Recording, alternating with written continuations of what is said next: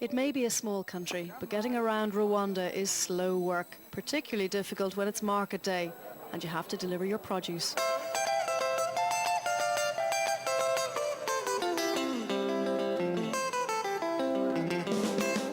If walking isn't for you and you're lucky enough to have one, you can always travel by bicycle, or you could always improvise.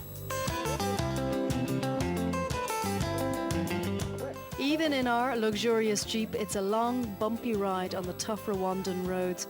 So spare a thought for anyone travelling long distances to get medical aid, particularly if they are blind. Ireland AM has come to Rwanda at the invitation of medical aid agency CBM. I spoke with their director, David McAllister, about the work they do here. David, we're here in the CBM eye clinic in Cap Guy. You've been open here since 2001. In that time, how many people have you treated? In this unit alone, well over 150,000 people have been treated here in Rwanda. People come from all over, not only just Rwanda, but from all over Central Africa, like Eastern Congo, Burundi. In fact, this morning it was a pleasure to meet an old gentleman from Congo, Baba. Habari. Tunaenda sasa. Wewe Kongomani pia. And where has he come from? He's come from the eastern part of Congo.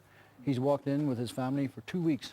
So he's walked for 2 weeks over the mountains Over the mountains. He comes from a place we call the Mulengi Mountains. And was he blind? He was blind from So for 2 weeks he walked blind over the mountains to get here, and now he can see? Now he can see. His operation was 2 days ago. So how many people have you restored sight to in the time you've been here? In the time we've been here, I would say, in this new unit, well over 8,000 people have had their sight restored in this unit. But before the genocide war in '94, we did have a unit. And when I got here in June of '94, just after the genocide, I found our unit was occupied by rebel forces. So You'd built it and the rebels had moved in? They'd moved in, using it as a barracks. So I was saying to the young rebel commander, look, if you would kindly move your soldiers out, we could start eye care treatment again here. Yeah. And when it comes to operations, we saw little Jean earlier on being operated on, and hopefully all will be well with him. Dr. Stefan certainly seems to think so. So for people at home, that's why we're here. We're trying to raise awareness about CBM. How much does it cost for each child to be given back the gift of sight? A child has to undergo general anesthetics, 120, 150 euro per child. An adult is a lot cheaper because it's local anesthetic. 30 euro will do an adult, but childhood cataract is more expensive, 150 euro.